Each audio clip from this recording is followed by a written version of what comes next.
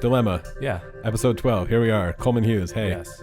How's it going? Good. You have your solo podcast now. I do. We're recording this before it comes out. I haven't heard it. Yes. I'm sure it's brilliant. Well, actually, while we're recording this now, I haven't heard it. But when this episode comes out, I will have listened to it. Okay. So you can maybe revise your opinion on it in the... Yeah. It's terrible. It's a hindsight. In hindsight. It's horrible. You guys will find... It's called Conversations with Coleman. Mm-hmm. And it'll be on all of the normal podcasting interfaces and YouTube as well. Yeah. So the world can't get enough of Coleman Hughes. We'll see. That may not turn out to be true. We're going to find the limit. Yeah. We're going to just saturate Coleman Yes. everywhere until people complain. Okay, this episode we have I'll say this is a Steven Pinker episode because Steven Pinker is a big name for good reason. He's been the more people that I meet out in the world in the intellectual space that you can like trace back to like they went through the Steven Pinker kind of branch on the tree of life is pretty phenomenal. People like Don Hoffman working in consciousness, people like Gary Marcus working in AI. Like I just meet people all the time and it's like, oh, they studied with Pinker. He's I know he's controversial in some circles, but we should not underestimate him as just like this pillar of the time we live in as thought.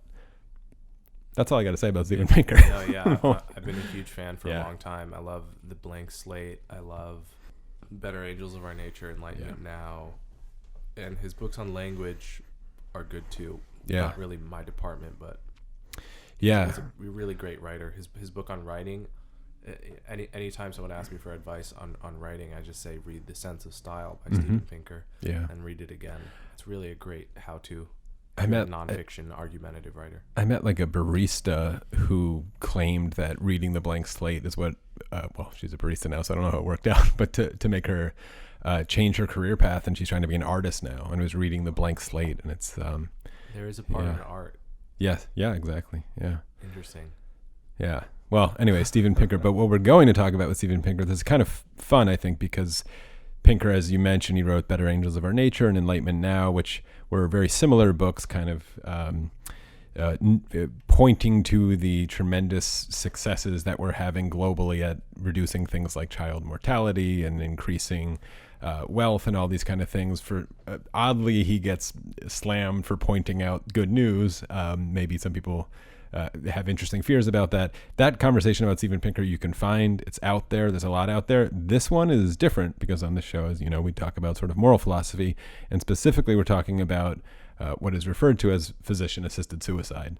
And I don't even have like a specific dilemma here. You could just think of any generic case of Oregon and someone sick who's been diagnosed with a terminal illness and wishes to have their death at their sort of under their control, when they want it, precisely how they want it.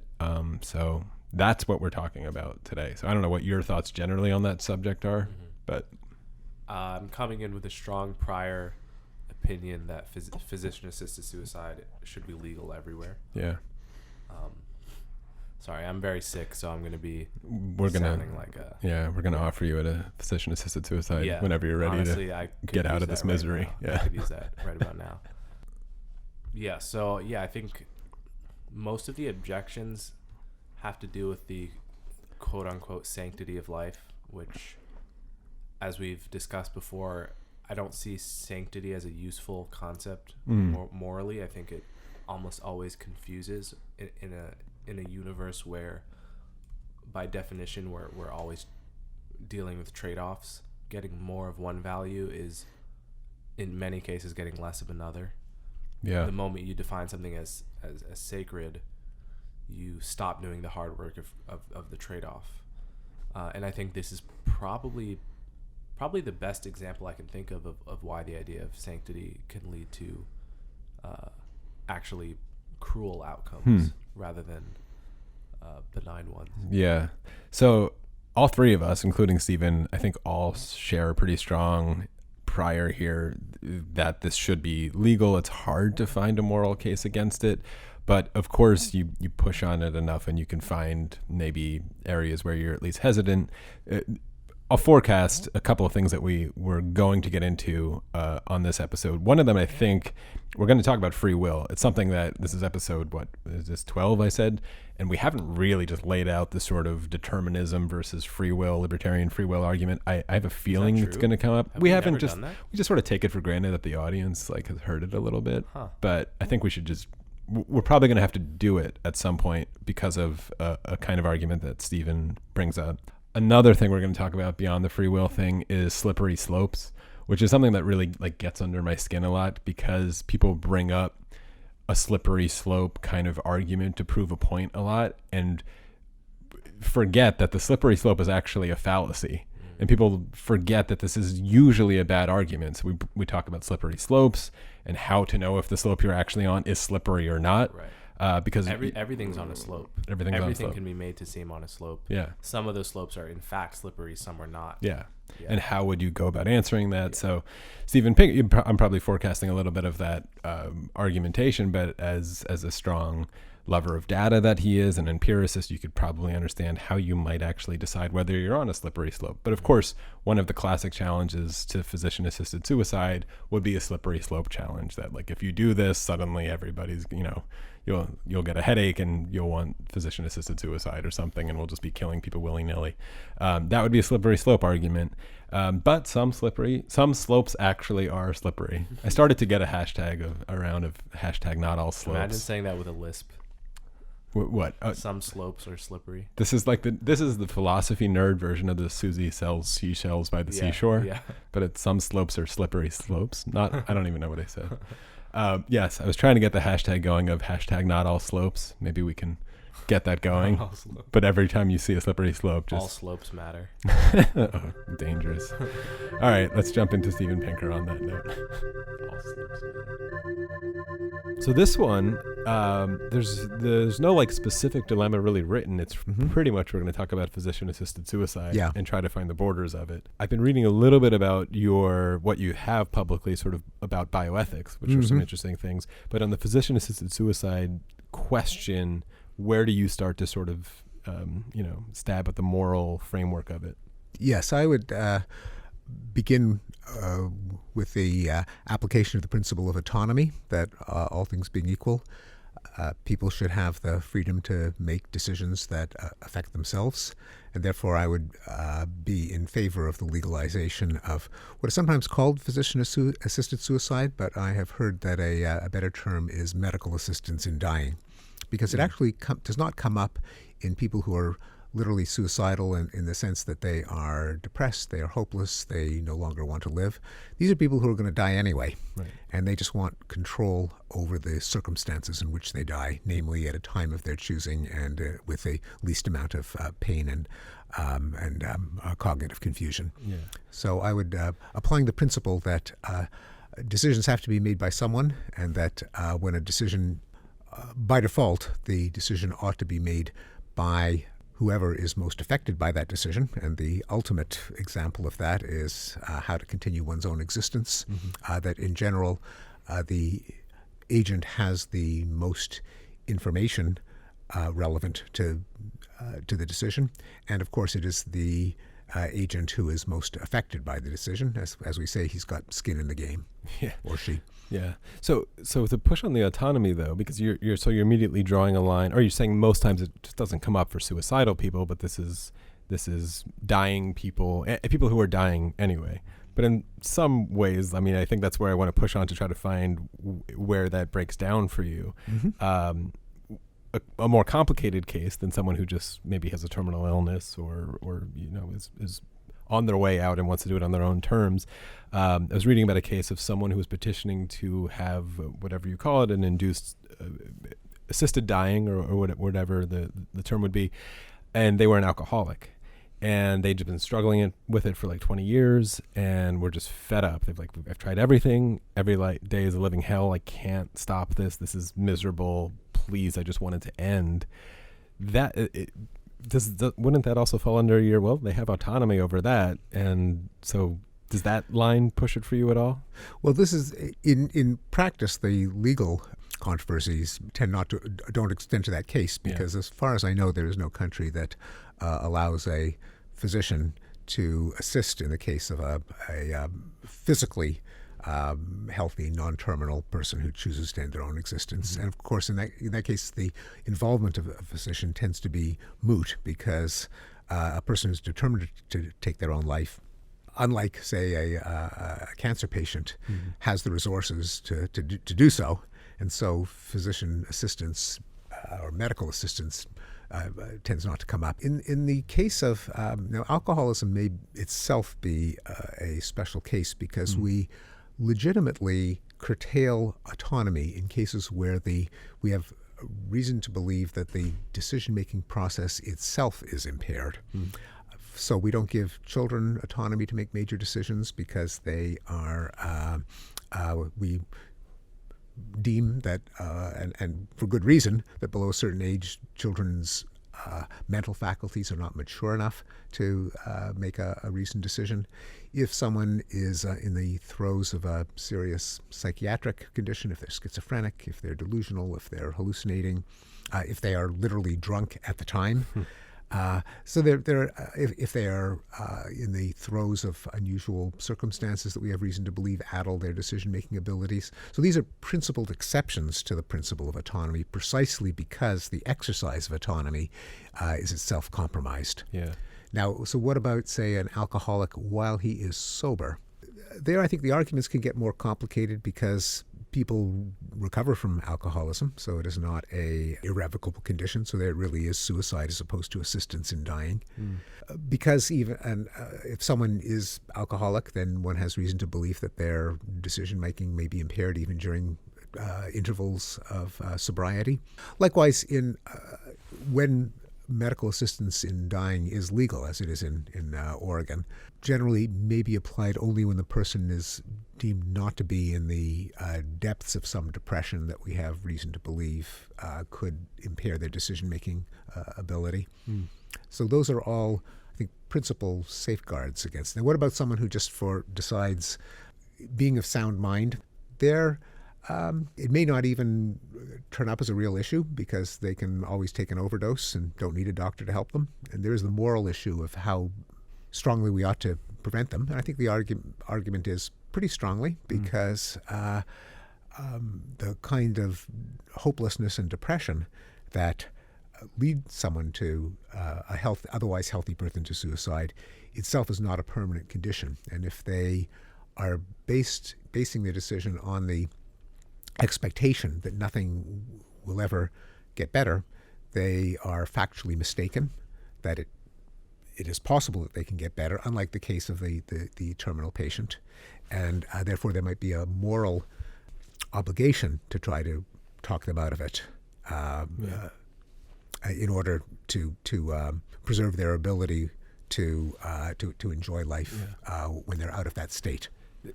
This one's generally hard for me. Most of the dilemmas that we do, it's very easy for me to sort of conjure an argument on both sides. And this one is particularly hard for me to find an argument against it. And I feel like I'm just not being creative again. Okay, Can well, you do it? Give me the best. In the great Talmudic tradition of arguing arguing the alternative, I guess, as the lawyers say, or at least switching sides. So one could say that they're countering the principle of autonomy, there has to be a principle of never deliberately taking a life, that life is sacrosanct, that this is a red line that we should not cross, because if we allow for it to be crossed in certain circumstances, there could be a slippery slope towards euthanasia of inconvenient people, of people who are retarded, people who are we deem undesirable. I think of a historical example that just reminds me of why it's almost second nature to us that we have a taboo against the active taking of human life. This is a real incident in the American West during the era of the frontier, where a family making their way to a homestead came across a Native American girl who had been abandoned. They didn't know why, because she didn't speak English. She was sickly, covered with sores, pathetic, alone, and they deliberated in agony as to what they ought to do. Some of the women in the group said we ought to take her with us, but they themselves were kind of at the edge of survival. Some of the others say, no, we just can't have one more mouth to feed. they decided to leave her, and then one man in the party, out of mercy, went back and shot her. Now, this is just horrifying. It is just, it sends a chill through your spine. Although, of course, we would justify that if it was the case of an injured animal. But our ethical sensibilities are, that is a line you just may not cross. Even if there is some utilitarian calculus that says that she would be better off, there's no way in which her happiness could be increased, that just wasn't in the set of alternatives. So by some kind of utilitarian calculus, one perhaps could have argued at the time she's better off. If there's like a wolf coming out of the shadows who's about to get her, like this is the better way to go anyway. Right, or if it was to die of exposure and starvation. Still, we currently and rightly say that no, that's where utilitarian calculation stops. We just have to respect an all or none taboo against the deliberate taking of a human life. Otherwise, you get Nazism. You get the final solution. Now, so I think that's a potential argument. There's also more familiar arguments that openings for abuse, such as a daughter-in-law who wants to hasten the day when she'll inherit the father-in-law's fortune, or get rid of a shrewish mother-in-law. That there may be mistakes in diagnosis, that perhaps what you think is a terminal disease isn't, that the desire of someone to end their life may be a temporary condition, as in the earlier case we mentioned of a real suicide who's not suffering from a terminal illness. So that's a second category of objections to legalizing medical assistance in dying. So now the question is, what are the now that I've stated them, now switch sides again. So in the case of the possibility that the doctors are wrong, that they'll recover, I think that all of our decisions have to be made under the realization that there is no 100% certainty. Just as when it's not unethical to perform surgery on a patient knowing that the chance that they'll die on the operating table is greater than zero. The fact that there is a infinitesimal chance that a patient diagnosed as having a terminal disease will recover should not be a reason not to do it. Otherwise, we can ethically justify. The case of a slippery slope, there I think a lot of slippery slope arguments have to be treated empirically. That is the slope that slippery in cases where it's been tried? Are there cases when there are jurisdictions that that were the early adopters of medical assistance in dying? Did it lead to a slippery slope in which everyone with Down syndrome gets euthanized, or other horrors, or cases in which the impatient daughter-in-law bumps off granny? And can the law be wordsmithed in a way that prevents that from happening? And I think the experience, at least that I'm aware of, that is that there doesn't seem to be a slippery slope. I have a confession to make. When you tell the Native American story and like the mercy killing, which is awful. I once, those mouse traps that are like sticky pads, where instead of snapping and killing the mouse immediately, it's like the sticky goo and they can't escape it. Yes. They seem fucking terrible to me. I remember walking outside, this was in the East Village years ago, so it still haunts me. And somebody had like put one of those out with the mouse still on it, like struggling to get off of it, but it was fucking hopeless. Like that mouse was like, had basically torn its own legs off, pretty much trying to get out. And I faced the dilemma of like, I need to perform a mercy killing right now. But I didn't have the heart to like step on it. Like there was no escaping this thing. This mouse was going to die or be killed by a pigeon or something. I flipped it over into a puddle. Like that's all I could do. It's all I could think of doing. You think that drowned it quickly? Yeah. Yes. In my mind, it was this peaceful, transcendent death, but fucking terrible. And then I don't know. Those kind of traps just seem awful to me. They say drowning is kind of like falling asleep, right? I've never really make me feel better about this. Yes. That mouse is just sleeping somewhere now in heaven. Mouse with heaven. A shrine to J. Shapiro. The mercy killer. Mercy killed me. Ugh. Anyway, but it's terrible. But it brings up an interesting, him using that analogy. Anyway, again, like I really respect and appreciate as he said, the Talmudic tradition of like making the best argument against yourself there. But I still find them unconvincing. Yeah. Yeah. And he sort of echoed your thing of sort of a sacred value of life or something. But then that's why he brought up that example of a mercy killing of like, well, that doesn't help you there. Yeah. I don't know. Yeah. I find myself agreeing with him so much. It's tough to find something interesting to say. And his counter arguments were really well rendered. He has a remarkable ability to make the other side's case as good or better than that side would itself. Yeah. I did think, well, one thing I do want to point out is that alcoholic case is real. It happened in Holland. I have some quotes from it. Maybe I can link to it because it is really interesting. This person that just struggled with alcoholism and wanted to kill himself. Well, I was reading it a little bit. Yeah, I was reading it more carefully here. And I guess the particular case that they were making in petitioning is that he struggled from depression and anxiety, and alcoholism is how he's trying to treat it. I mean, it gets pretty fuzzy here, sort of legally.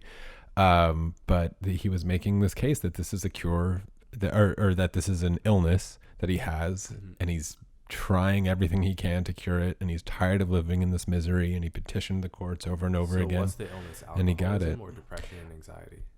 I think I don't know this particular. It was a case in Holland. From the quotes I'm getting here, I think they were making the case that it was. Well, okay. Here's a quote from his brother. My brother suffered from depression and anxiety and tried to cure it with alcohol. He's from a normal family. He did not want this to happen. He did not take an easy way out, just a humane one. It goes on. So he did kill himself. He got an injection. I mean, it was approved. It was approved. Yeah. Oh, interesting. I don't know if particularly a physician, as Stephen said, like it's like a different kind of situation there, but it was approved. Yeah, it's an interesting case. Yeah, I do think I've had this conversation with some people before. Most people who are suicidal, there is some plausible way for them to become non-suicidal. So it makes sense to have an ironclad rule. If any of your friends are suicidal, try to persuade them, try to get them help.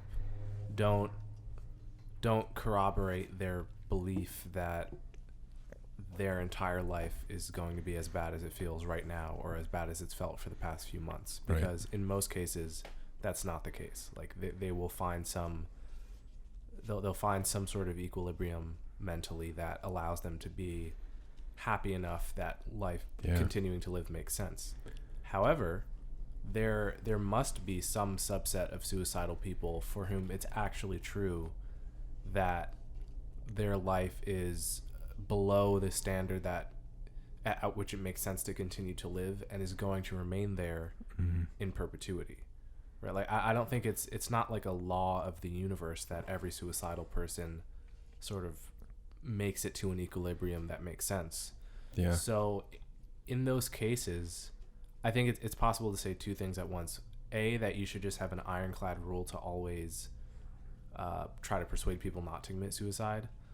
But B, that there are some suicides that have happened that should have happened. Yeah. Because this person actually, life was more bad than good, and had they continued living, there actually wasn't a way for them to, or a plausible way for them to make it livable. And this guy, if we believe him, and there's a lot of safeguards here. I will also point out the last line in the last quote in that article was, "It's not like we go around killing people in Holland. It took my brother a year and a half and many struggles to get it done." So it's like acknowledging that we see the danger of just like stamping approve anytime anyone says like, "I'm depressed and I'm drinking alcohol and I'm sad." Like that's not what happened here. So like we have to, as Stephen said, look at empirical evidence of to see if a slope is really slippery, and look at places where it's been done. We have some live experiments happening. In Oregon is one. They have their own version of it, and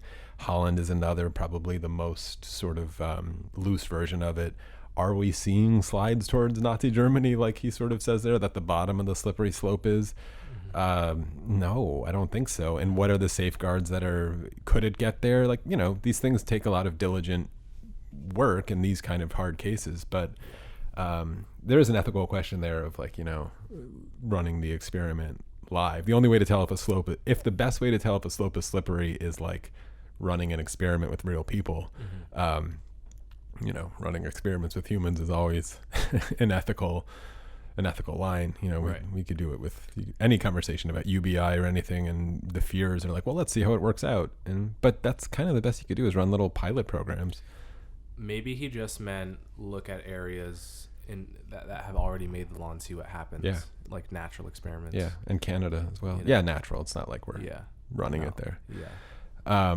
Let's do this quickly, because I'll jump back into Stephen, but I was mentioning before that we haven't done the free will thing. Let's, because of an argument that he's about to make, I want to just give our quick sort of pitch for what, because he doesn't do it and I don't do it with him.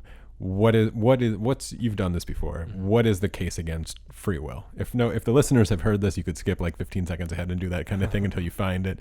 But it's probably worth just like going over again. Why is what is called libertarian free will an incoherent description of the universe we find ourselves in? Well, I guess the key thing is to recognize that human beings are a part of the universe that is subject to the laws of physics, whatever those laws turn out to be in their entirety. We are in the universe in the same way that, all of the experiments you saw in your 8th grade physics class, rolling a bowling ball down a frictionless lane, and the perfect predictability that paradigm enables. All of the laws that ensure that predictability are operating on every cell in your body, including your brain, which is what produces your behavior. So the sense that you could have done something otherwise, the sense that the past could have gone differently as a result of your own agency, is an illusion. And on the other hand, from the first person point of view, it generally doesn't feel like an illusion. It feels like I'm choosing the words that I'm going to end this sentence with. But we know that can't be true. Like unless you have some reason to believe that you're a prime mover, an uncaused cause, which we have no reason to believe, then the idea of libertarian free will doesn't make sense, which should be distinguished from the fact that humans make choices. Right. Those are two importantly different concepts. It's possible to make choices. Like we even speak of chimpanzees in the lab making choices when we present them with two alternatives. He chose the grape over the piece of lettuce. But I think most people don't imagine that chimpanzees have the kind of free will that they have. So I just want to close the door to that straw man, which is, of course, you have free will because you make choices. Those are two different things. Degrees of freedom in different choices or different decisions that the brain makes is, I think, kind of the way compatibilists tend to use that framework. So yeah, like for a concrete example, I have coffee, which I bought, I don't know, 30 minutes ago now or so downstairs. I feel like, I could have chosen tea, but really to say that is like rewind the universe to the moment I chose the coffee, and the infinitely complex constellation of nature and nurture that went into forming that moment of the universe, which included my brain in it, chose coffee. And to say I could have chosen tea it would be the same sentence as saying the universe would have been a different universe if I could rewind it, which is just an incoherent statement. So there's nowhere to pause the universe where you ever can slide yourself in and choose the prior state to it. And so this notion of libertarian free will, which I guess is also sort of called religious free will, just is incoherent, really. And even if somebody, the most common challenge I get is like soul stuff. It's like, well, what about the soul? And even if there is some sort of metaphysical soul that somehow isn't affected by all those laws of physics that you mentioned, well, congratulations, you didn't choose your soul either. So the soul that I had that chose the coffee, if that's what was doing the choosing, I didn't choose that either. And it's just an infinite regress into a black hole, and this whole conversation falls apart. Yeah. To free will, sorry, is gone. We could talk about the responsibility that comes with it, because this doesn't, some people make the mistake of like, oh, well, then I could just do anything and murder anyone, and then there's no responsibility. This entire show is trying to reject that and really parse what responsibility means, what moral responsibility means. But in some way, you are off the hook cosmically for everything. But it doesn't mean that I'm not going to throw you in jail if you rob the bank. Right. Because I don't have a cure for you robbing the bank yet, really, is the thing. There's a lot of good punchlines that get to the free will thing, but I'll get back into Stephen. We could probably pick that one back up, because he says a line in the next bit that I think is going to bounce off of that free will conversation that we just laid out in a way that's meaningful about if I'm forecasting the line correctly. He said, you can't be wrong. Someone can't be wrong about what they want, but they can be wrong about what they believe. Anyway, you'll hear it. Here it comes.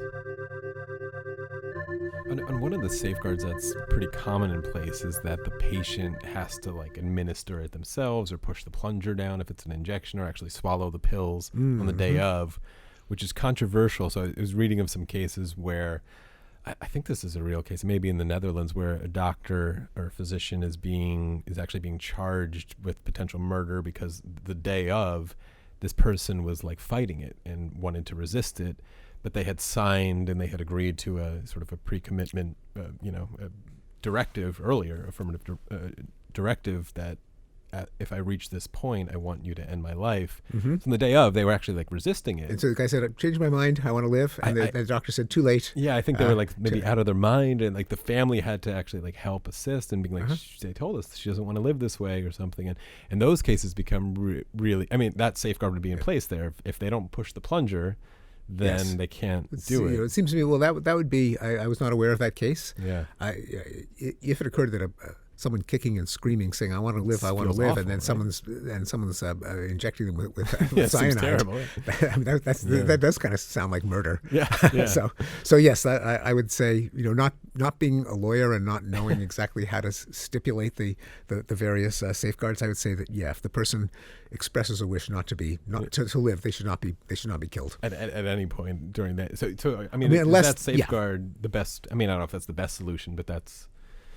It seems to be. Yeah, so I wasn't aware of that case. It would seem to me that if someone expresses a wish not to die, they should not be killed. Yeah, there's this sentence that comes up a lot in these conversations, which I find just philosophically sort of tickling. Of if I lose my mind, kill me. Oh yes, which is sort of a whole shoot me now, as the jocular way of putting it. I mean, it's sort of the obvious philosophical like puzzle there is, well, if I lose my mind, I'm no longer there. Yeah, there is no anymore. Me. So I must have died at some point when I've lost it. So who would you be killing if I've lost my mind already? But that seems to be the most. I mean, in reading about sort of the people who do this, it's not fear of pain. It's, as you mentioned, it's always fear of losing autonomy. It's like ALS patients and this kind of stuff is the most common. I mean, my understanding is that the case in which I think there'd be, if someone expresses a wish not to die, that the presumption should be that that's a rational wish. That is, whereas there are various kinds of delusion. The desires, generally, you can't be wrong in what you want. You can be wrong in what you believe.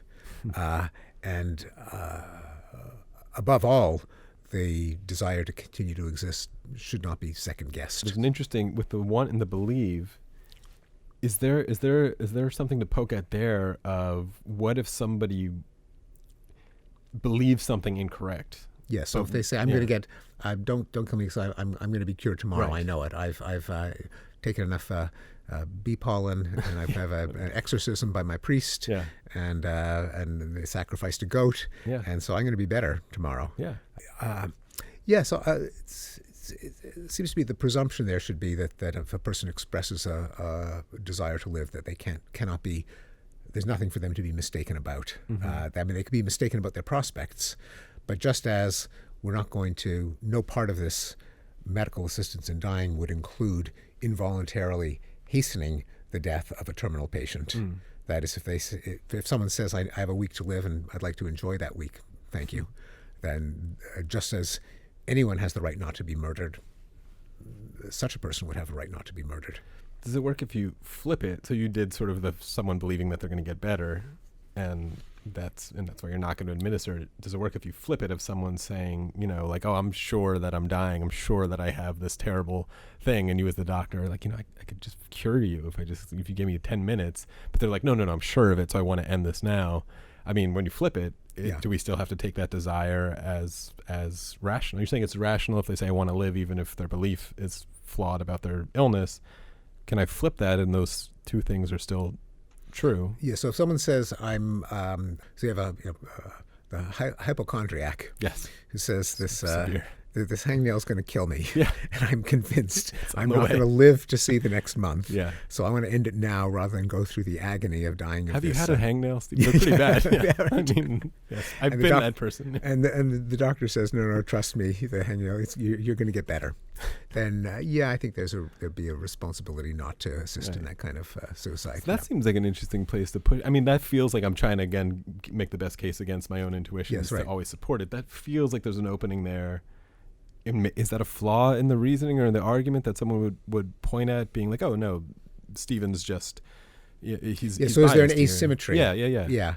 I think there probably is a principled asymmetry. For one thing, that since the there is a legitimate taboo or deontological prescription against actively taking a life, there may be extraordinary circumstances in which that can be overridden, say when the principle of autonomy conflicts with it.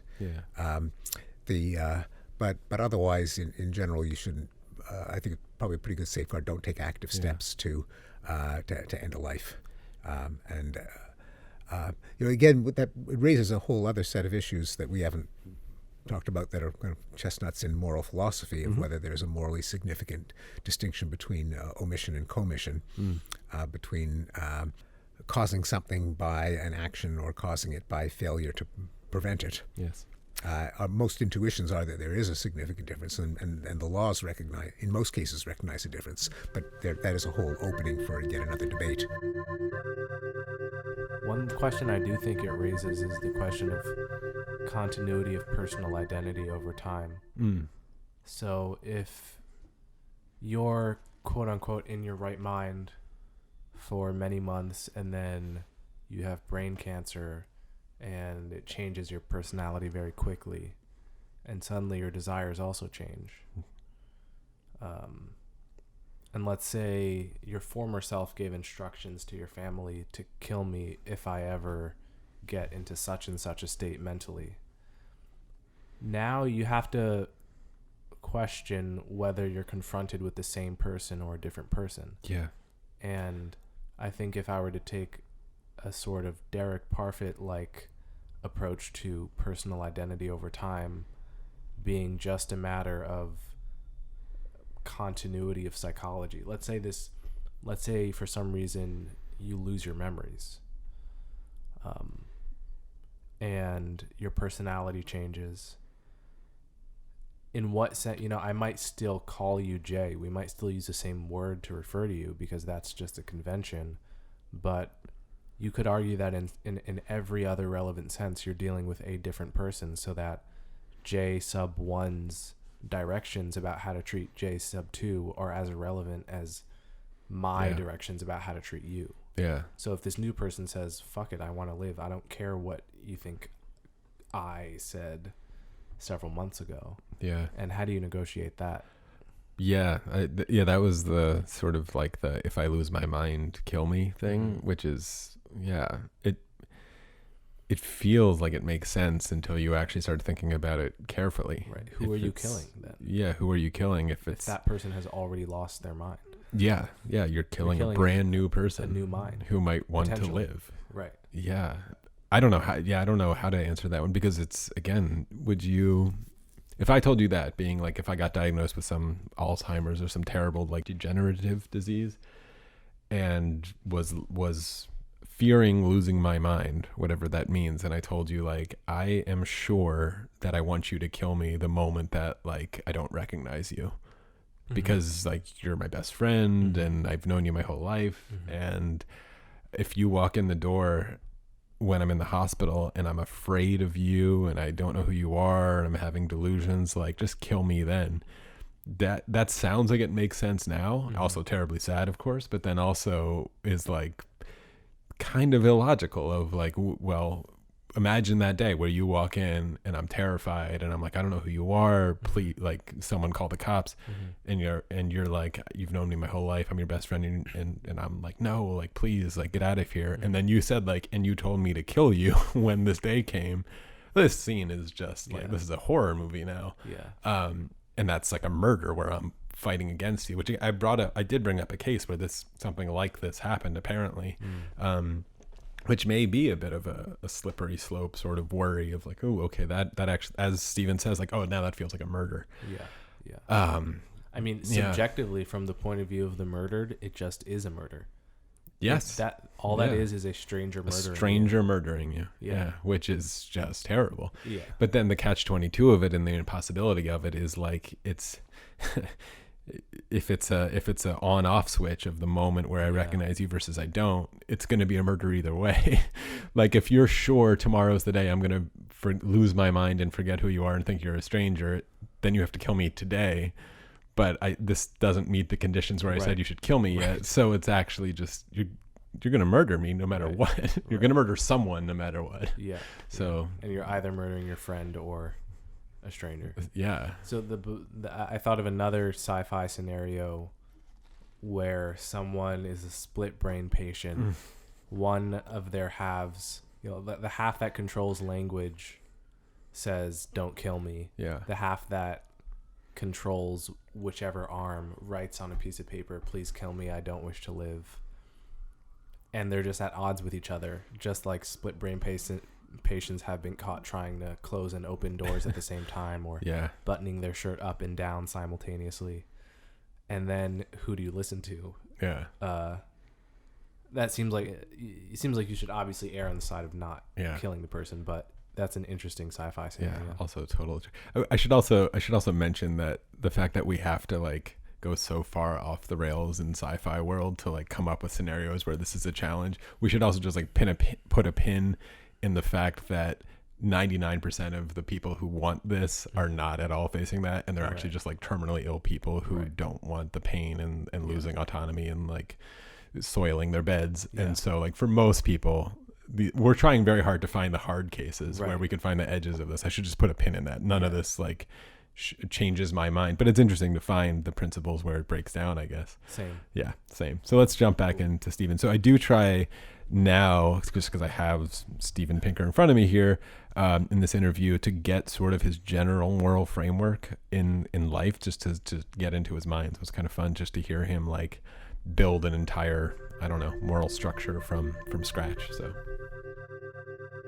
let me try to get if we step away from this particular example a bit, but I'm sure it'll relate to it. Do you have sort of a general approach to philosophy? You invoked deontological arguments, which we could talk about, and maybe pointing to one about not intentionally taking human life in this case. Do you generally in your work have a moral framework that guides you? I'm certainly more consequentialist, while opening up a space for deontological principles, maybe paradoxically, for their consequences. Namely, in some ways, the best means of maximizing flourishing and minimizing suffering is to draw red lines in the form of deontological rules, but that those rules can always be interrogated for their long-term consequences. I think a lot of deontological rules actually are consequentialist in the long run and anticipating all the opportunities for gaming the system by jiggering consequentialist calculations. If we want a way of ensuring the greatest benefit in the long run, often taking human decision making with all of its potential for errors and biases out of the equation by imposing red lines might be the most efficacious way of maximizing human well-being. That you probably really are better off with rules that prohibit murder than say, you can imagine a more general guideline like, maximize flourishing, minimize suffering. And, in general, that would prevent you from killing because most people want to live. But there'd be enough loopholes and gray areas that you don't want people exploring, that we are all better off in the long run with that clear proscription. Yeah, and a teacher once said deontological rules are made to be broken. Right. Well, yes. It's sort of the point. And there are a lot of, also there's, the problem with a lot of consequentialist rules is that they are too easily gameable. So, for example, one of the reasons that we have laws, against murder and theft and so on, is that if it was just implement the policy that would maximize societal well-being, then there are probably thefts and robberies that it would cost more to prosecute than the financial value of the loss. So you might say, well, why hire all these police and courts and judges and prison to punish car theft for the amount we're paying those lawyers? We can just buy the guy a new car. Now, the reason we don't do that is that if we did do that, then malefactors would figure out exactly how much wrong they could get away with that it would not be worth society to try to prevent, and commit that amount of harm, which would probably be more harm than if the society simply implemented a rule. You steal, you're liable to prosecution. Right. This might feel like a silly question, but this is a philosophy podcast. But I'm trying to find like the grounding of your morality somewhere, and throughout talking about the physician-assisted suicide stuff or assisted dying, elevating sort of the human unit as paramount in a lot of ways on top of sort of the moral pyramid. How do you do that in your own work, or do you think it's just a self-evident thing? Nothing is self-evident in philosophy. Well, are you specifically referring to humans as opposed to other species, or I guess however you just do it. Consciousness you could do that yourself. Yeah. Actually, well, you raised it when you did the Native American girl, and then you swapped it with an animal. In some ways, you were. Yes. So that was now. By the way, whether that prohibition is justifiable is another rabbit hole that we can go down. But even the intuition, or maybe even in your case, a good rule of not taking her life. Yeah. You must be invoking some cosmic value, however you want to do it, value to this collection of quarks that's giving rise to this thing called a girl how do you do that? Where do you find that? So again, postponing the issue of how do you, or whether you should differentiate a human from another sentient creature. In my book, Enlightenment Now, in the chapter on humanism, I tried to do this without the pretense that it was a philosophically bulletproof argument. But I think there is a kind of almost transcendental argument that you could make from the very fact that you're asking the question in the first place. You're kind of presupposing that, for one thing, that you exist. So it's kind of a Cartesian cogito argument. If I'm engaged in discourse with you, whether life should be sacred or anything, there's got to be enough life for us to actually continue the discourse. We have to both exist. There's, I don't know if it's a logical flaw, but there is something perverse in the idea that it's an open question whether I get to complete the sentence or be shot. I mean, presumably, if we're having this conversation in the first place, we're presupposing that we both get to be alive. Now, if you add to that the fact that we're not disembodied loci of pure thought, we're not angels, we're not spirits, but we're actually incarnate. We're embodied. We have, the reason we're having this conversation is because we have brains, and that there are certain conditions that are necessary for bodies to come into existence and stay in existence against the relentless undertow of entropy and disease and degeneration. Well, that means that it's necessary that we have the conditions to stay alive, like having enough to eat, resisting second law of thermodynamics by the infusion of energy, of comfort and happiness, which we have reason to believe are indicators of physical integrity. What makes you happy and comfortable? Well, your body's likely to persist. What makes you miserable and in pain? Well, there's some condition that threatens your well-being, or even having enough wherewithal to engage in this very rational discussion suggests that we're not so agonized, so hungry, so impaired that we can't function. So the common sense idea of health and happiness and well-being and flourishing seem to me to be a foundation of the very possibility of engaging in any kind of discourse about anything. And so there's a kind of backward valuation of the conditions that make discourse possible, among them being all the things that we've evolved to seek and want, which are adaptations to keep ourselves alive. Now, those, of course, themselves have boundary conditions, such as the things that I seek to maximize my physical integrity might come at the expense of someone else, and there has to be a symmetry of those interests. So it can't just be that what makes me better off is good, because what makes me better off might impair your ability to exist or anyone else's, and there's no logical priority to the pronoun I as opposed to you or he. I mean, we're all, if I'm sentient, I'm made of the same stuff as you, you're sentient, you have conditions for well-being as well. And an awful lot of morality just comes from impartiality, from saying that I cannot defend anything that privileges my interests because I'm me and you're not as long as I'm trying to defend them to you. Aside from an inherent value being placed on life, health, happiness, there is a requirement that any such principle be symmetrical, be impersonal, be impartial. Again, stemming from the very condition that we're having this conversation in the first place. Mm-hmm. One could say, well, what about then would morality stop in the case of the omnipotent, solitary galactic overlord who doesn't need anyone's cooperation, doesn't need to have the argument, doesn't need to persuade anyone of anything, can simply, by brute force, subjugate the entire universe for his own well-being? What would rule that out? And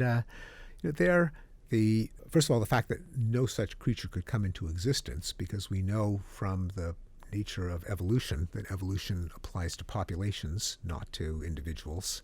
And so we're all inherently social. We're members of a species.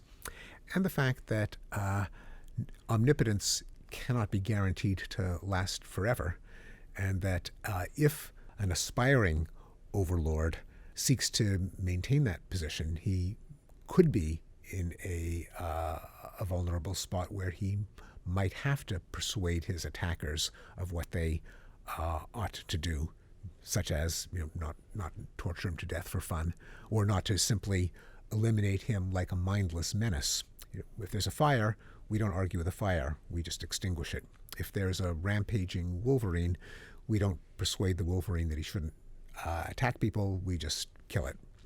For a person not to be in the position of being a mindless menace that is just neutralized as soon as others have the chance, he has got to have a kind of a line of discourse open enough so that he could, if the time ever came, persuade them not to simply liquidate him, eliminate him, exterminate him, but to treat him fairly, which means by standards that he has to be able to justify and share with others. Mm. I mean, one way of putting it, I borrowed from a former postdoc, Peter DeScioli, is that if you're facing an adversary by yourself, your best weapon may be an axe. But if you're facing an adversary in front of a crowd of 50 people, your best weapon might be an argument. Right. So there is, when it comes to anything short of raw brute force, the safety in numbers comes from having a position that you can defend and expect others to adopt, even if they are not you. Yeah. I mean, that seemed like an elaborate description of sort of a really good consequentialist framework, but I guess I'm interested in even going... Consequentialist in the limit, in the long run, safeguarded against gaming the system, et cetera. Yeah. And will produce flourishing by any sort of coherent definition of it. I guess I'll just ask it even just like directly, back to the physician one. Do you think there are right and wrong answers, objectively right and wrong answers? Does that mean anything to you in the space of morality? Is there a right answer to this question of Oregon allows it, Massachusetts doesn't? Is one of these states right or wrong about the perfectly analogous case. Does those words mean anything to you in your framework? Yeah, they do. Although but granted, I've not solved the problem of the ages of the ontological status of morality. But I think I am enough of a moral realist that by tests such as if a particular policy is predicated on an empirical assumption, namely, if we had physician-assisted suicide, there'd be a slippery slope toward Auschwitz, for example. And in fact, we see that physician-assisted suicide does not lead to that, is not on that slippery slope. That slippery slope does not exist. Then it would be objectively true that argument would fail. And without the slope, without the evidence, is there a right or wrong answer just in a vacuum?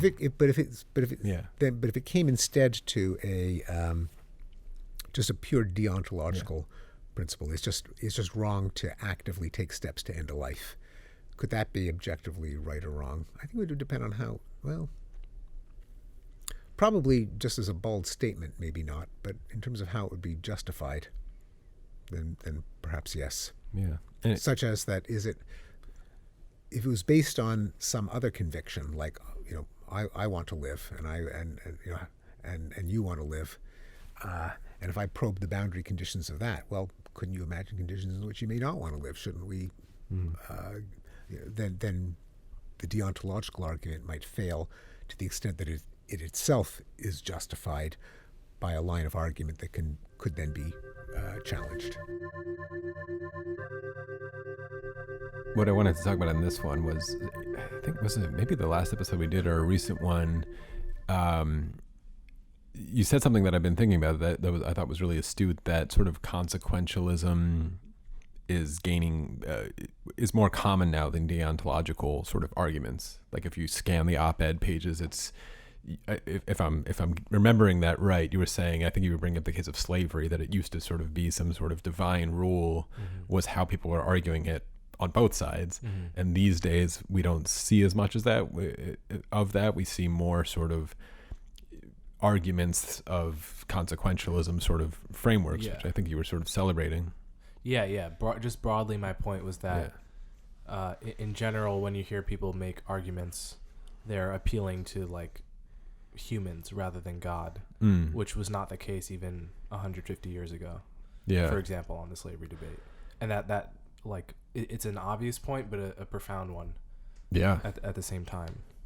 And I also think that Stephen can play a bit of a peacemaker between our sort of virtue ethics versus deontology versus consequentialism. His language is, I think, quite good about it, which is sort of almost like deontological rules in service of consequentialist outcomes. I think that's where I am. Because it's psychologically informed, which is what Stephen actually is classically trained in as a psychologist. And knowing that, one of the lines we brought up before is tell people don't murder is a good sort of deontological rule, rather, even though you might have to break it sometimes, is better than just, maximize flourishing as some sort of consequentialist rule. Right. Maybe that's sort of what we've been trying to say all along. And then maybe virtue ethics is just like a nothing statement that means that sentence in practice, probably. I don't know. I still don't know what virtue ethics Me is. either. I'm going to just use Stephen's language from now on. And so, back to the slippery slope argument again, he's saying sort of like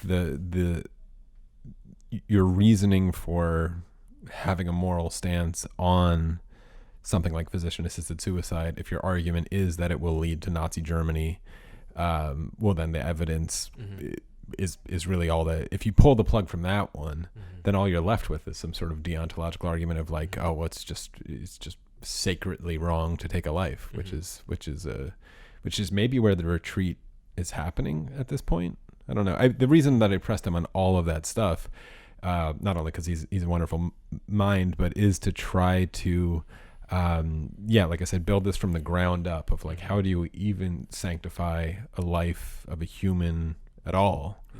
I don't know. Well, I think, as I understand it, the point he was making there was, if you have a chain of reasoning that taking a life is wrong because X, Y, or Z, then that chain of reasoning is vulnerable to objection. Like it's either true or not true based on what comes in the second clause. But if you just have a bald statement, life is sacred, or a bald principle like never take a life, it's hard to prove that right or wrong, because there's no justification behind it. I think that's the point he was making. I think so too. And I also, as I sort of forecast at the beginning, I like that he admits like he hasn't solved the foundational problem of morality that everybody's been struggling with since the dawn of time. It reminds me of a question that I've come to stumble upon as a really good probe as to whether you're having a conversation with somebody or not. You know, we live in a time politically that's just so annoying, and so many conversations are masquerading as real conversations but are actually just weird pissing matches, and no one wants to change their mind.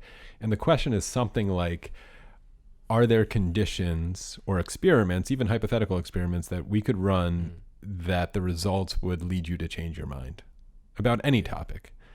And to his credit, so like all three of us are sitting here being like, what's the best argument against us? I can't see it. And if the best argument is a slippery slope one, we should all be, if we're actually engaged in a conversation, open to the evidence of like run an experiment. And if this does, it's hard to know, like, will this lead to Nazi Germany? Or but if things go horribly wrong in Oregon where the law changed, then we'll be that like, would be a good reason to revise this view. Yeah, or just be more careful about it, or we're making mistakes or doing something wrong. I find that question, I've been posing that question to some people where I start to suspect that I'm not actually engaged in the conversation. Yeah, that can be useful sometimes, because you're asking them to prove to you that their argument is falsifiable. Like that because if your argument isn't falsifiable, if there's no way the world could be different such that your argument would no longer hold true, then you're actually not making a claim about reality. Yeah. Right. How do you contend with someone who has like it just is wrong or it just is right? I don't need reasons, and there's no experiment possible that could prove it wrong. How do you contend with someone who takes a position like that? You don't have to, because they're not going to persuade people if they're just baldly asserting a fact with no rationale. If they're treating it like an axiom, like a bedrock principle that doesn't need further proof, then they're almost by definition not going to persuade people who don't already agree with them. Yeah, because they're not giving any reasons to believe why they to believe their position. Yeah. You know? Yeah, because I think, and again, that's why sort of I had him take me to his first principles, as we call them. Is even if someone does assert that, I've on this show defended something as sort of an infinite value or a sacred value as a language thing, and I think it's useful, maybe in the same way Steven Pinker would say it's a deontological sort of statement that has good consequences. However you want to say that, but the challenge is to try to do the work and me show my work of where I'm starting my entire moral framework to even make that statement. And at some point you are going to cheat. So like in this next bit, which we'll close out the interview with him, we go to the is-ought question. And he does say logically you can't get from is to ought, but you kind of have to. And I think even a deontologist or someone like myself who wants to sort of not always be stuck, as he says, it's easy to game the system. He keeps using that phrase, gaming the system of consequentialism, and you've admitted that too. It plays both sides of the fence. Is finding the place in your own morality where you start to build value of anything, and find the place where you're cheating. I've done it before, knowing, like, I know my Carl Sagan line of the universe is a way to for it to know itself. We are a way for the universe to know itself. Is how I get from ought to is. It's a nice story. It's nice, but I know it's a cheat, and I could point to it and say it's a cheat, and then I could just try to convince you that it's a nice way to start the world. It's a nice on button to start morality because you need it, and I admit you need one logically. I think everybody should. So even a deontologist, if you're really struggling with someone who's a deontologist who just says it just is, I don't know. I'm not an advocate for giving up. I'm an advocate for trying to lead them down. Like, let's break this down to the basic starting point. And you might find flaws. You might find a free will flaw that they have. Oftentimes you do, at least with religious people. It's why religious philosophy for me falls apart when you investigate it, because they're talking about a universe that we're not in. It's why, most times it's a consciousness sort of flaw that you find of a deontologist whose outcome seems to be totally wrong, no matter what that is. I don't know. Does that make any sense? I kind of lost you at the end. I don't. I guess I wish I had like a concrete example of it, but well, he pulled in like the Descartes sort of I think therefore I am, which is as good as you can get from a bootstrap of just. He says like existence itself is self-evident. That's the nature of existence, and because we exist, then we're in this tacit agreement that there's value to it. Mm-hmm. Yeah, Pinker is good at seeing what follows from behaviors that are sort of basic, like speech. Right. So, like one of his arguments for free speech, which is basically a deontological or rule consequentialist rule, is if you're speaking, if you're showing up to a debate about free speech to argue against it, you've already presupposed your right to speak. So there's something, and he was careful not to say a logical contradiction, but there is something, as he put it, perverse about presupposing one's right to speak and then arguing against, in general, the right to speak. Right. And perhaps there are exceptions, of course. But, yeah, and he kind of made the same move there with, the right to, or, the fact that we exist, the principle of impartiality that, my existence is not magically more important than yours or his or hers, which is still not evident to everyone on Earth. Yeah. Unfortunately.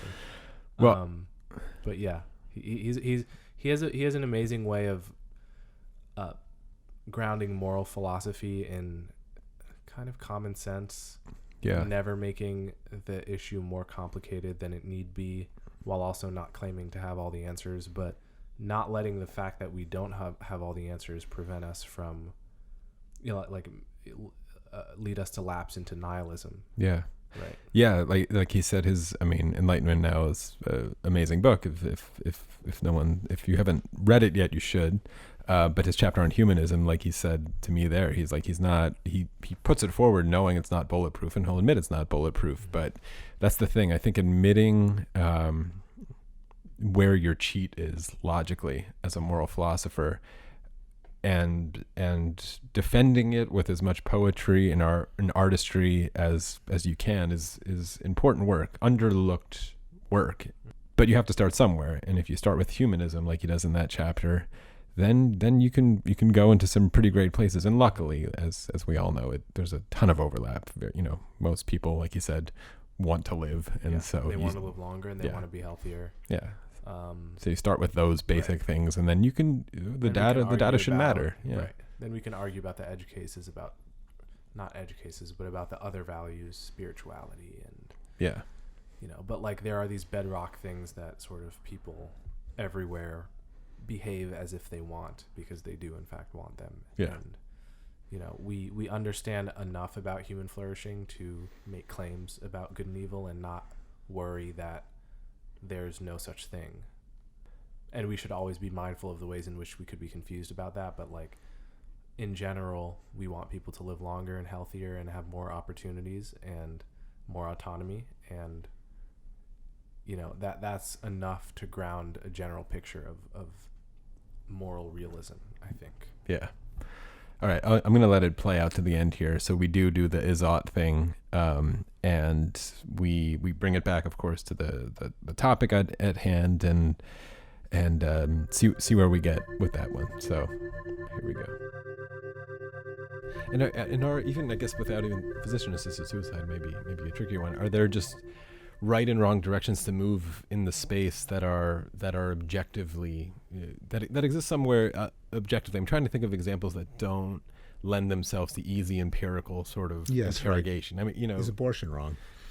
Yeah, maybe. go with abortion, and then Yeah. and then what would the conditions be for you? What information would we need to know about this? I guess if we're talking about the end of life, talking about abortion probably makes a lot of sense here. In that, All right. Well, there too. So even the abortion debate used to be a slippery slope argument. If we ever legalized abortion, then before you know it, we'd have legal infanticide. And again, there the facts are in. That does not happen. Countries that allow abortion don't allow infanticide, probably without exception, as far as I know. However, that it's just inherently wrong. Well, then let me try this out. Even if some deontological principle can't be shown to be necessarily objectively incorrect, it could be shown to be inconsistent with beliefs that the advocate otherwise holds. And so there is room to show that certain moral beliefs are untenable if they lead to a contradiction. So in the case of abortion, for example, if it's life begins at conception and all killings must be punished, you say, well, would you put a woman in jail for using an intrauterine device that prevents implantation of a conceptus? They say, well, no, I wouldn't do that. And you say, well, how come? And if you show that no principled line can be drawn, and they stick to their guns and say, well, no, of course you shouldn't put a woman in jail for using an IUD, then you could expose that contradiction. I mean, now, of course, it's a little risky. Then you could have, Kevin Williamson, who notoriously a couple of years ago suggested that a woman should be hanged for having an abortion. Yeah. So, I mean, you've got to give him credit for consistency. Yeah, but the fact they bite the bullet. But the fact that most people recoiled from that suggests that there is an opening for showing that their beliefs prohibiting abortion across the board are at least logically incoherent. Yeah.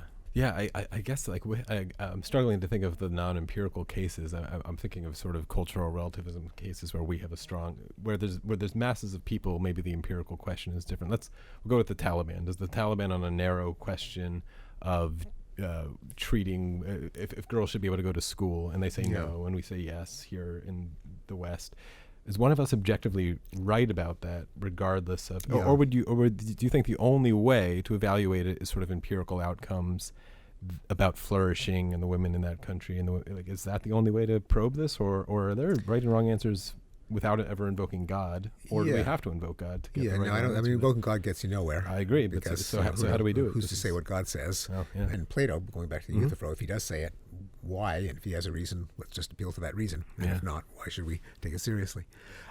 So maybe. So in the case of the easy case is, do you have a right to keep a girl out of school in this country or to cut off her genitals?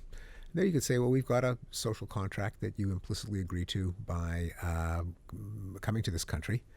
Moreover, we have a principle of autonomy that circumscribes what families can do with their children. There are cases where everyone is under the protection of the same laws, and that may not be abrogated by a claim of parental ownership, as we do in this when it comes to, say, withholding life-saving medicine from a terminally ill child or a child threatened with an otherwise fatal disease. So what about, well, okay, you can't cut off your daughter's genitals in this country, but if it's in Afghanistan, then who are we to say? Or if they keep their girls out of school. Now, again, we have to differentiate the question of, well, does that give us the right to invade them? Different question. Which we agree is a different question. Yeah. But if they were willing to sit down with us and listen to arguments, would we have arguments against it? Now, we both agree there are clear consequentialist arguments, namely, everyone's better off if girls get educated. Could there be kind of more principled arguments? Well, one would be, this going back to the impartiality, impersonality, that there is a logical problem in any moral argument that says it's okay for me, it's not okay for you. And at which point you could say, well, what's the difference?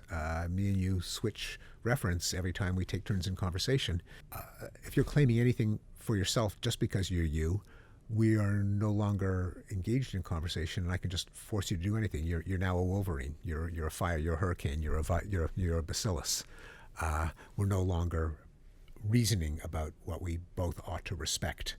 As soon as you say, I'm doing it because it's me, then you can say, well, what about men making decisions for women? What if you were a woman? Would you agree to this? A woman would say, well, no, if Malala says, I do want to get an education, how can you justify her not getting it and you getting it? And so you might be able to pursue the argument for impersonality or impartiality in that direction. Even if they were, let alone in some fantasy world, if they were the only people on Earth, but without countries, without cultures, anything, it's just the first cavemen on Earth, and he decides, I don't want my daughter to get an education. Is that somewhere where we could say this is just objectively wrong? You're wrong. Yes. I think probably could, again, with the usual proviso that not being a professional moral philosopher, and B, not having the time to work out the argument, hear counter arguments, refine it, complicate it. Which is what one would have to do to properly answer these. But within those constraints, it seems to me you could probably primal caveman. You could say, well, why you and not her? Yeah, and if you could just say, well, I like getting educated, and to hell with her. Well, you could say, well, then our conversation is over, and I'm going to put duct tape over your mouth and send Malala to school. Yeah. That'll get you there. I don't know if there's much more to poke at. I'm really, with everyone that I've had on, I'm trying to dig into sort of the is-ought, famous distinction, and it's that's a philosophical puzzle that Sean Carroll nearly strangled me when I refused. Not really. He just wanted to give me therapy that you can't get the ought from the is. Well, as a strictly logical matter, you can't. Going back to G.E. Moore and before him David Hume.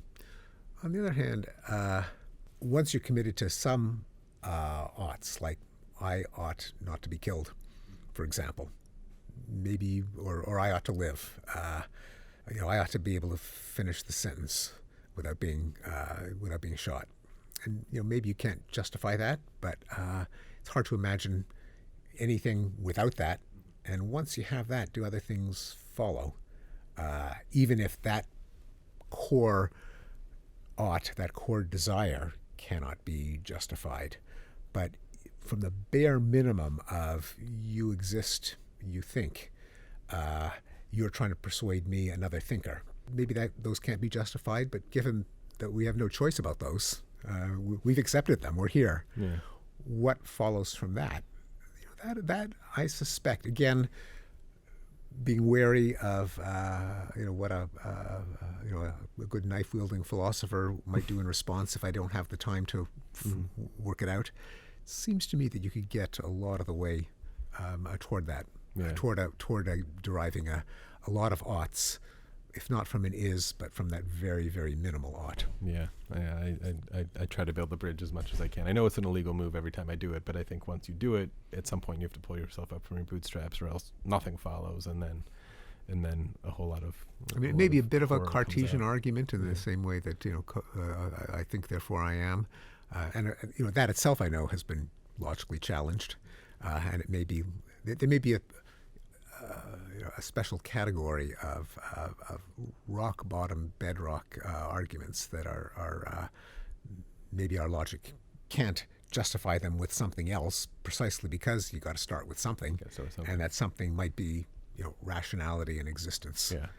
Where existence, and here this might be a little bit more tendentious, that existence, from the point of view of someone like me who thinks about how thinking entities come into existence, which is to say by natural selection of brains, that even the raw transcendental bedrock existence plus rationality, I would say, well, what in the real physical universe allows existence and rationality to come into existence? Things like food.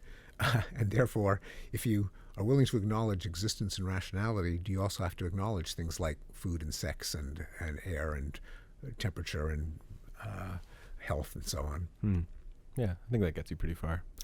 So it seems like the bottom of the bedrock in this particular dilemma, to wrap it up, but with just the one that we started with, is this appeal to autonomy and the autonomy of the individual, which I guess we could, which is not complicate a bit, is not exceptionless, because we we put people in jail. Sure. We do, but it would certainly be the default, all else being equal. All else being equal, yeah, and you could complicate those variables of if there's children involved who don't want the death, or spouses, and you could complicate the person requesting the assisted dying, where it's not a completely autonomous in a vacuum decision, I'm sure, to a point where maybe we would hesitate. But I mean, I think there would be there'd be legitimate grounds for weighing different interests, but probably in those grounds, I think autonomy would trump the other people's interests in you continuing to exist in misery and pain. Yeah.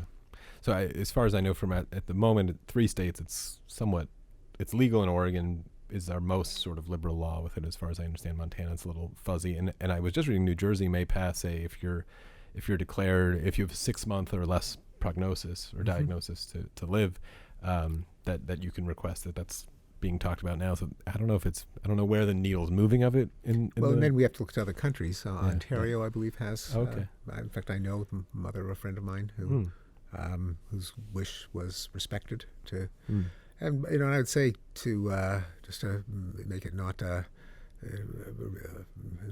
hypocritical, I could absolutely imagine circumstances where I would want a physician, medical assistance in dying. Yeah.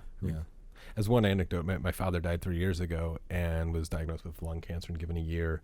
And he would have been in, and I think this is empirically to point to that again of how this works out, he would have been in the vast majority who would have had the pills and never taken them, and it would have vastly improved his last year on Earth, because he spent the whole year just sort of afraid of losing control, just knowing that he had a trapdoor if he needed it. Yeah, and he wouldn't have. The way his death worked out, it would have been fine. It was a pretty quick ending in the end, and little discomfort in the very end, but his mental health and his stress would have been drastically reduced and allowed him to connect with his family in a better way in his final year. And I mean, it's, again, this one's hard for me to conjure a counter argument, because you only have to see it once to realize, like, this is pretty needed. I don't know. I don't want this show's not meant to be political at all, but it's like, this one feels like, to me, like an obvious answer.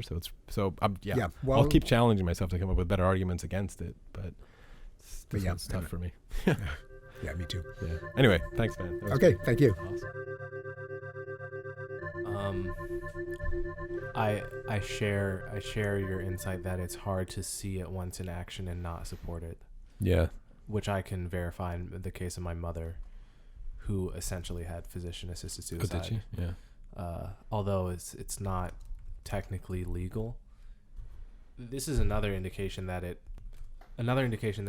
the ethical thing to do, to allow it, is that almost every doctor in the relevant position will tell you that they do it in private, at least, even if it's technically illegal. Yeah. Because it's the pull to do it when someone is in so much pain and they're going to die in the next 2-3 weeks, say, and it's just going to be agony until the end, and then the end. In the face of that, it's very difficult for a person, even, and especially when you're a family member, to say this shouldn't be allowed. Yeah. I was trying to look up the number here, but last time I looked it up, it was something like in Oregon, which, I guess is famously our first really like big natural pilot experiment of this thing. Something like 80% of the people who have the pills that they can take whenever they want never take them. But the peace of mind, this was the example I'm still pretty sure would have been good for my father. And just knowing the kind of guy he is and the way the death finished, he wouldn't have taken them because it just was never really needed. But the peace of mind knowing that if he needed to, he had that sort of trapdoor, would have made that final year so much better for him. The anxiety, the fear he had about losing his mind and his faculties. And like Stephen points out, most people aren't afraid of the pain. They're afraid of like losing their autonomy over their body and their selves and being a burden and all that kind of stuff. My dad was full of those kind of fears, and just knowing if he would have been anxious with that kind of thing, and we could have said like, hey, if that happens, you have the pills if you need it, would have made him feel better, and he could have enjoyed the day and a little peace of mind, and he never would have taken them. So it's like, and I was actually just looking it up. I think I recorded this with Stephen I think before New Jersey officially passed that. I think they have now. It's in litigation here, but I think if this is right, it's California, Colorado, DC, Hawaii, Maine, New Jersey, Oregon, Vermont, and Washington all have physician-assisted dying statutes at this point. Oh, wow. I think it's actually like a quiet wave that's happening here. That's amazing. Yeah. So I don't know. And in Montana, apparently it's legal as well. So yeah, it's apparently 1 in 5 Americans live in a place where there's an option for it at this point. Mm-hmm. In New Jersey is maybe the newest. I don't know. They just signed it in March. Be interesting to find out, to study whether the states that get rid of the death penalty are the likeliest to institute physician-assisted suicide. Yeah. Like if the order of states getting rid of death penalty and getting physician-assisted suicide are the same. Yeah. Or like heavily correlated. I guess we should also get used to what it. That says about the culture of those states. Yeah. One thing that was nice, like right off the bat in this episode, Stephen like corrected the terminology to medically assisted dying, right, rather than this word suicide. Just yeah, like no, get that off the table, and yeah, I think it's old. Makes way more sense. Yeah. In fact, in this thing that I'm looking at now, it says incorrect and inaccurate terms are assisted suicide, doctor-assisted suicide, physician-assisted suicide, and active euthanasia, which feels like a really political one. Yeah. And the correct ones, at least that they're advocating for, are physician-assisted death, physician-assisted dying, physician-hastened death or dying, aid in dying, physician aid in dying, medical aid in dying, etc. Yeah, it's interesting with these. You always want to avoid the charge that you're using a euphemism. And that your euphemism is for political ends. However, there has to be some non-political criteria for what is a more or less accurate term for something, right? There has to be a way to stand away from like the political argument and be like, actually, what's going on here? What's the best word we have to describe this? Yeah. And it's an interesting, it's a question I think about a lot. Because the battle for the language of what you call something does a lot in terms of branding and helping you win a debate. Yeah. But you're always open to the charge that you're not being honest with the language you're using. You're trying to paper over some atrocity by calling torture like what do they call it? Enhanced interrogation. Right. So like, is that? How do we know whether something is euphemism, dysphemism, or just sort of an honest description of what's going on? Yeah. Yeah. This is really, I guess, where like the political thinkers should take the wheel. And I mean, if we decide as philosophers in the room that this is the direction things ought to go, we can't really find the philosophical reason to argue against it. We can play around with the test cases as much as we can. Things like an alcoholic are interesting.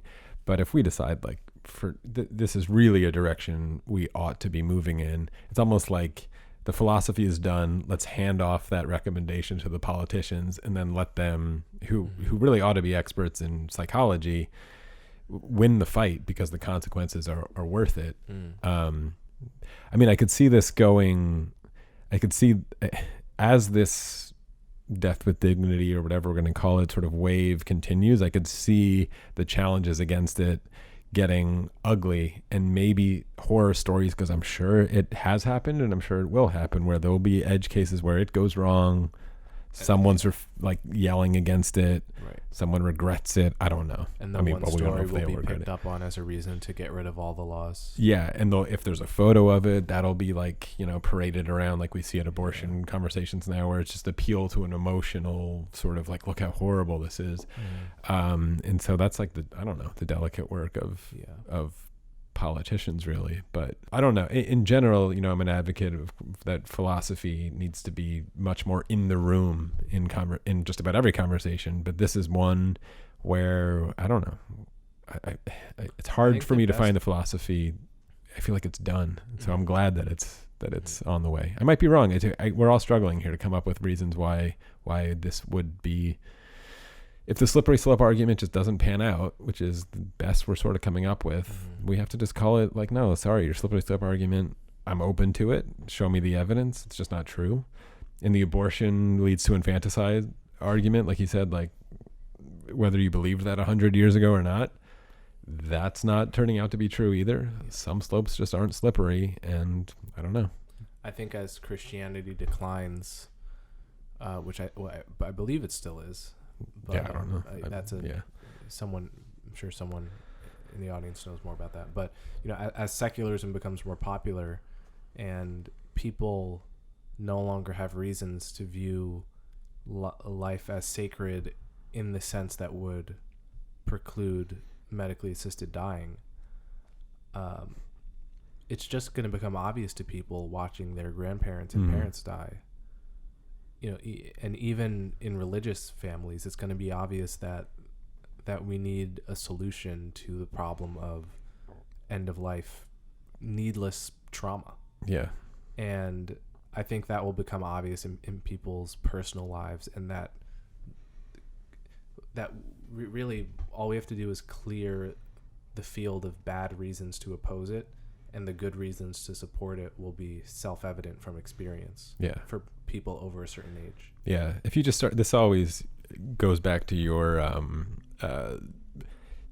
favorite fallacy of the continuum fallacy. Mm-hmm. And if you just start with like the easiest case of like some 99-year-old grandmother with an awful, painful illness who just kind of wants it to end and their family's there, and that's on like one side of the spectrum, and the other side is like a 5-year-old who like loses his favorite toy and says, I want to kill myself. Like obviously there's a yes on the one side and a no on the other side from any moral philosophical framework. Do the work. Don't just say it's self-evident. And okay, that one's really easy. The 5-year-old hasn't formed the kind of maturity that we trust their autonomy, and they can't predict their future states very well, and they're going to get over this toy whether they don't know it right now or not. So I'm going to override the principle of autonomy as a 5-year-old with all these other kinds of principles that, do the work. That's the thing about philosophy, is you can't just laugh off the ridiculous examples. You got to do the work. And the 99-year-old, you can do that same kind of work and be like, they do have their autonomy, they're in their right mind, blah, blah, blah. Show your work, do your work, even if it feels like a dumb question. And now do the hard work of moving along on the gradient in either direction, and you'll find the line. But the truth is, if we're dealing with again, in this episode, we talked a lot about weird cases that might be near that line, like an alcoholic, which interesting. It's an interesting case in Holland. But most of the cases are like the grandmother on the easy side of that gradient. Mm-hmm. So this issue in particular is one, again, we both have seen a close family member die. It's one that, again, you see it once and this becomes a slam dunk issue. Mm-hmm. I'm glad to see, looking it up during this recording and seeing that this seems like a quiet kind of advancement of actually moral progress, regardless of all the other shit the world is dealing with. Maybe like this, there's some good news of the expanding moral arc even just here in this country. Is good news to me. Like, this is nothing but good news to me. And I don't worry that we won't, find our footing before we're putting Johnny, who lost his toy truck to death because he's a little upset. We'll find it. We'll argue about that line. We'll find it. But this just has to start. We have to start drawing that line. Yeah.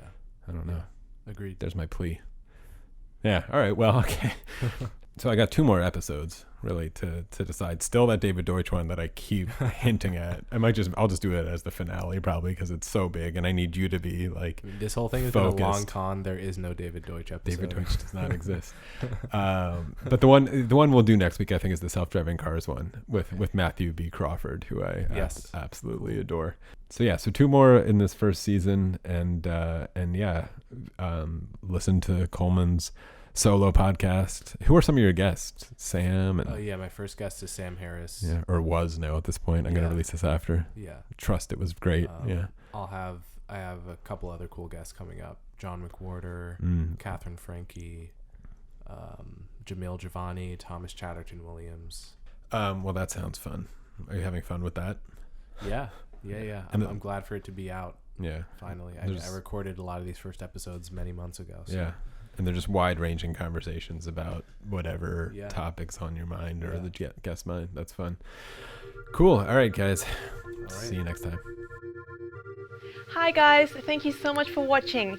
If you like this video and want more, don't forget to like, subscribe and leave a comment, because we'd love to hear what you think. Until next time.